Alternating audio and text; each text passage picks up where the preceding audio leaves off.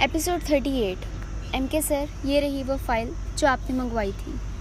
Eagle ने एक file उसके सामने रखी और ख़ुद दीवार से टेक लगाए खड़ा हो गया। इतने में वो भी अंदर आई, जिसे सब F-16 कहते थे। ये नाम इसे मजाक में दिया गया था। ईगल की आंखें इसे देखकर चमकी। ज़हे नसीब, आज तो बाहर आई है। ईगल ने एक हाथ दिल पर रखते झुकते हुए एक अदा से कहा तो MK ने इसे घूर कर देखा। अपना ठहरपन संभाल कर रखो ईगल, काफ़ी दिनों से हाथ पर खुजली हो रही है मेरे। यार MK, क्यों कबाब में हड्डी बन जाते हो आप। वो मुंह बसोरते सोफे पर जा बैठा और वो मुस्कुराहट दबाते MK के साथ जा बैठी। ज़रा तुमने शर्म हो ईगल। MK ने इसे शर्मिंदा करना चाहा। अल्हम्दुलिल्लाह शुरू से काफ़ी बेशर्म हूँ। वो सीने पर हाथ रखते ही बोला जैसे इसकी ना जाने कितनी बड़ी तारीफ होगी हो। MK नफ़ी में सर हिलाते साथ बैठी एल्फ के तरफ मतवज्जा हुआ और इसे अपडेट्स दे रही थी, जबकि ईगल बेशर्मी से सारे रिकॉर्ड तोड़ते इसे ताड़ने में मसरूफ़ था। यूसुफ साहब मशल और समीना बेगम को अपने साथ पाकिस्तान वापस ले आए थे। उन दोनों का वहाँ अकेले रहना इन्हें पसंद नहीं आया था। घर में कोई और मर्द भी नहीं था, इसलिए वो भी भाई के आगे हार मानती वापस आ गई थी। ज़ुखरा बहुत खुश थी। मशल के साथ उसकी बनती भी बहुत थी। फूफा, बहुत अच्छा किया आपने कि वापस आ गई। मिशी वहाँ अकेली थी और मैं यहाँ। अच्छा है, मेरी बोरियत भी दूर हो जाएगी। ज़ुखरफ साथ बैठी मशल के गाल खींचते बोली। गलत कहा ज़ुखरफ, उल्टा यहाँ मिशी ने बोर ही होना है तुम्हारे साथ। तुम्हें तो अपने माँ बाप के लिए फुर्सत नहीं मिलती, मिशी को क्या कंपनी दोगी। जुबैदा बेगम बोली तो ज़ुखरफ ने मुँह बनाते इन्हें देखा। अब ऐसी भी बात नहीं है, सब लोग खुशगप्पों में मसरूफ़ मौसम एंजॉय कर रहे थे। मैं मार्केट से कुछ सामान लेने आई थी जब इसकी सामने वाली से टक्कर हुई। सॉरी, मैं जल्दी में थी इसलिए आपको देख नहीं सकी, अरहा सामने वाले से माजरत करते बोली, लेकिन सामने वाला तो कुछ सुन ही नहीं रहा था। वो यटक एक हुस्न की मूरत को देखे जा रहा था। इट्स ओके, आपको लगी तो नहीं।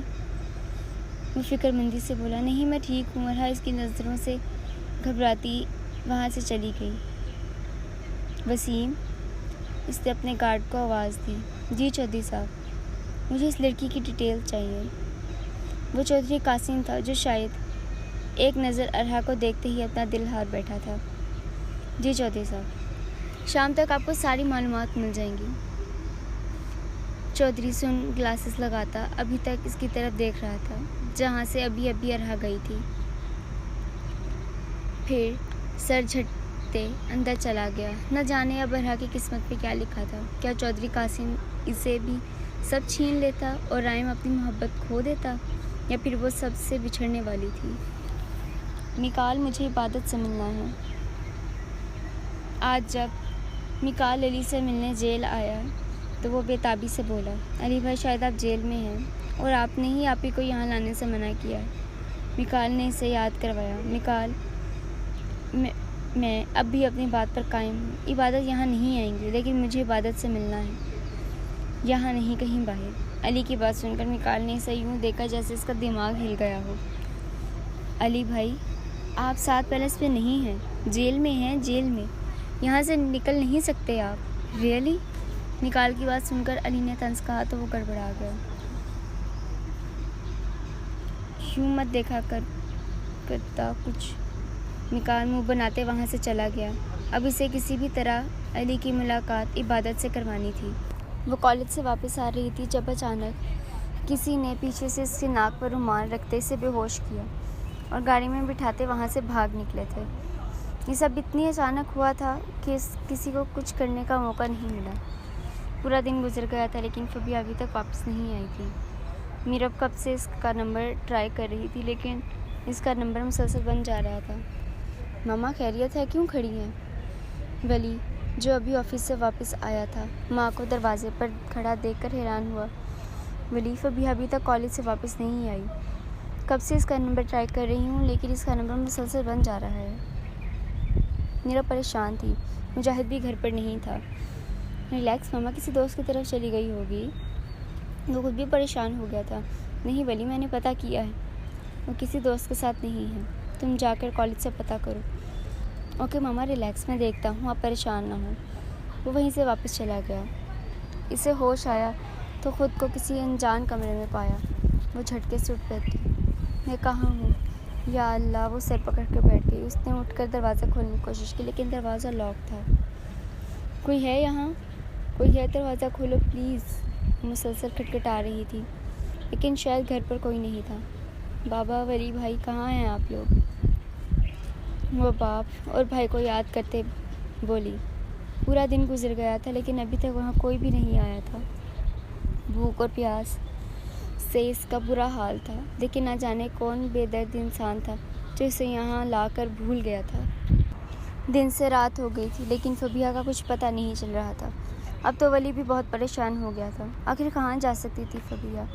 सोच सोच कर इसका दिमाग फट रहा था। शबी मीरब को संभालने में लगी थी, क्योंकि मीरब का बीपी खतरनाक हद तक शूट कर गया था। वली ने मुजाहिद को कॉल करके सब बता दिया था। शबी ने एक नज़र मीरब को देखा, जो दवाई लेकर अब सुकून से सो रही थी। शबी ने खुद ही नींद की गोली दे दी थी, वरना रो रो कर मीरब ने अपना हाल ख़राब कर लिया था। वो अपने कमरे में आई और फ़ौरन अरमान को कॉल की। हेलो मान। फ़ोन पिक होते ही रोंदी आवाज़ में, शिजी क्या हुआ? आप रो रही हैं? क्या हुआ है? सब ठीक है ना? उसकी आवाज़ सुनकर परेशान हो गया था।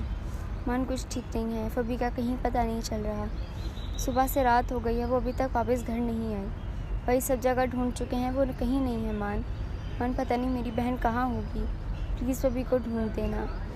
वो रोते हुए इसकी जान निकाल रही थी, जबकि वो खुद इस वक्त जर्मनी में था। आप परेशान ना हो शिजी, मैं कुछ करता हूँ, मेरी जान, रोना नहीं है आपने। वली भाई, मीरू आनी को तसल्ली दो। वो इसे तसल्ली देता फ़ोन काट दिया, जबकि वो वहीं बेड पर गिरती फूट फूट कर रो दी। यह खबर आग की तरह फैल गई थी। दुश्मनी, नाराज़गी अपनी जगह, लेकिन बेटियां तो सबकी साझी होती हैं। माबीर, मिकाल, माहिर अपने तौर पर फबी को ढूंढ रहे थे, लेकिन इसका कहीं पता नहीं चल रहा था। ज़ारून को तो ये सोचकर परेशानी हो रही थी कि ना जाने मल्हार का क्या रिएक्शन होगा, लेकिन बताना तो था ना। ज़ारून जब इसके घर पहुंचा तो सामने टीवी लाउंज में बैठा कॉफ़ी पीने के साथ टीवी भी देख रहा था। अरे ज़ारून, तुम कब आए? जैसे इसकी नज़र ज़ारून पर पड़ी, वो टीवी बंद करते उसकी तरफ मतवज्जा हुआ। कुछ परेशान नज़र आ रहा था। क्या हुआ है ज़ारून? कोई परेशानी है क्या? वो इसकी शक्ल देखकर फिक्रमंदी से बोला।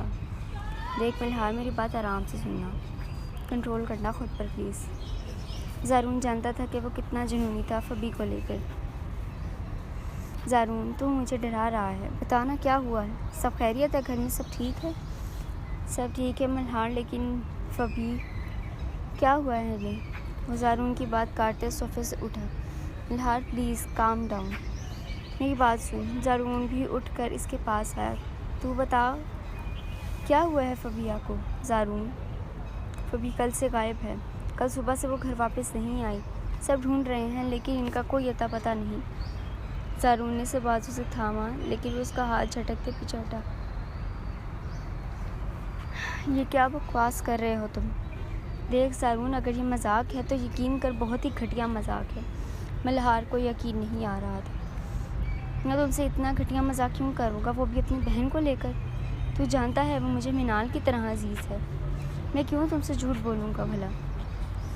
फबी, मैं खुद ढूंढूंगा उन्हें। वो कमरे से गाड़ी की चाबी लाते तेज़ से इस कदमों से बाहर निकला, जबकि ज़ारून को इसकी हालत ठीक नहीं लगी थी, तो वो भी दौड़ते हुए बाहर निकला, जहाँ वो गाड़ी रिवर्स करते बाहर निकल रहा था।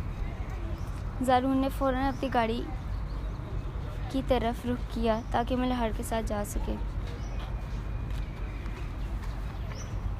चौधरी कासिम के सामने एक फ़ाइल पड़ी थी, जिसमें अरहा की सारी मालूमात मौजूद थी। वो बहुत संजीदा से अरहा की तस्वीर देख रहा था, जिसको पहली नज़र में दिल में बस आया था। वो निकली भी तो दुश्मन की बेटी। इसकी पुरसोच नज़रें इस फाइल पर टिकी थीं। लेकिन एक बात तो तय थी कि चौधरी कासिम मरहबा किसी भी हाल में छोड़ने को तैयार नहीं था। एक शातिराना सोच दिमाग में आते वो मकारी से हंस दिया।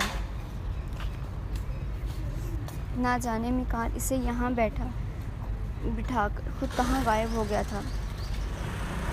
एक तो सुबह से इतना तेज़ बुखार था इससे, और दूसरा मिकाल इसे किसी ज़रूरी काम से कहते ज़बरदस्ती से साथ ले आया था। वो गाड़ी में बैठी अब थक गई थी जब दूसरी तरफ इसे दरवाज़ा खोल अंदर बैठा। मिकाल, मैं कब से तुम। इससे पहले वो मिकाल समझकर इसे कुछ बोलती जब नज़र सामने थी तो एकदम ज़ुबान रुकी। आंखें फैलाए वो बेयकीनी से सामने बैठे अली को देख रही थी। उफ़, अब तो अली मुझे नज़र भी आने लग गए हैं। वो भला यहाँ कैसे हो सकते हैं। वो खुद का माथा सहलाते बोली, जबकि अली उसकी बात सुनकर झट से आगे बढ़ते से सीने से लगा गया। इबादत तो सुन हो गई, मतलब ये ख्वाब नहीं था, वो हकीकत में इसके पास मौजूद था।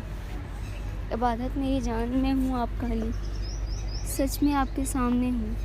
वो इसका चेहरा हाथों में लेते इसकी पेशानी का बोसा देते बोला, अली आप। वो बेयकीनी से बोली, जी मेरी जान, मैं सच में आपके पास हूँ। मुझे सीने से लगा कर देखें, यकीन हो जाएगा। जब यकीन हो गया कि वो सच में है तो वो अली से लिपट के ऐसी रोई जैसे हिचकियाँ बंद गईं। इबादत बस करें, आपकी तबीयत पहले ही ठीक नहीं है। वो इसे गोद में लिए बैठा था। आज 1 महीने के बाद आपको देख रही हूँ अली, मुझे यकीन नहीं हो रहा। उसके चेहरे पर बोसा देते रो दी तो अली ने इसके होंठों पर अपने होंठ रखते इसे सुकून पहुँचाने की कोशिश की। इबादत खुद इसकी गर्दन के गिर्द हाथ बांधे आंखें बूंद गई। कितना तरसी थी वो इस लम्स के लिए। वो दोनों इर्द गिर्द का होश भुलाए अपनी दुनिया में मगन थे। वो इसे सीने में भींचते हुए था। दोनों की सांसें उखड़ रही थी, लेकिन कोई भी पीछे हटने को तैयार नहीं था। इबादत की धीमी सांसें महसूस करते वो पीछे हटा, उसके भीगे होंठों को अपने अंगूठे से साफ किया। कुछ मजबूरियाँ इबादत, वरना मैं आपसे कुछ दूर ना जाता। मैं जानता हूँ मेरी बीवी बहुत बहादुर है। मुझे अपनी दुआओं में याद रखिएगा। मैं बहुत जल्द आपके पास लौट आऊँगा, लेकिन अभी मुझे जाना है। आप मुझसे वादा करें कि मजबूत बनकर दिखाएंगी, रोएंगी तो बिल्कुल नहीं। वो इसके बहते आंसू साफ करते बोला, मुझे आपके बगैर नहीं रहना।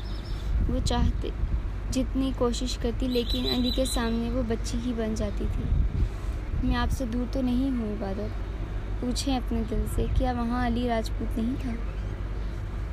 पूछें अपनी धड़कनों से जो मेरा नाम सुनकर पागल हो जाती हैं। वो प्यार से इसे हैंडल करना चाहता था, वरना वो इसे बिल्कुल छीन ना जाने देती।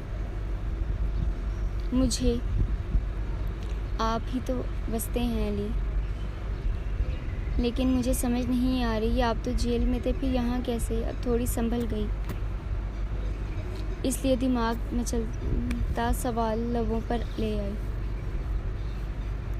मिकाल ने कोई जुगाड़ लगाया। मैंने उससे कहा कि मुझे आपसे मिलना है। सारा इल्ज़ाम उसने मिकाल पर डाला। कुछ देर इसे अपने सीने में लगाए इसे तसल्ली दे रहा था। फिर वक्त का एहसास होते वो इबादत को मिकाल के हवाले करते वहाँ से निकल गया था।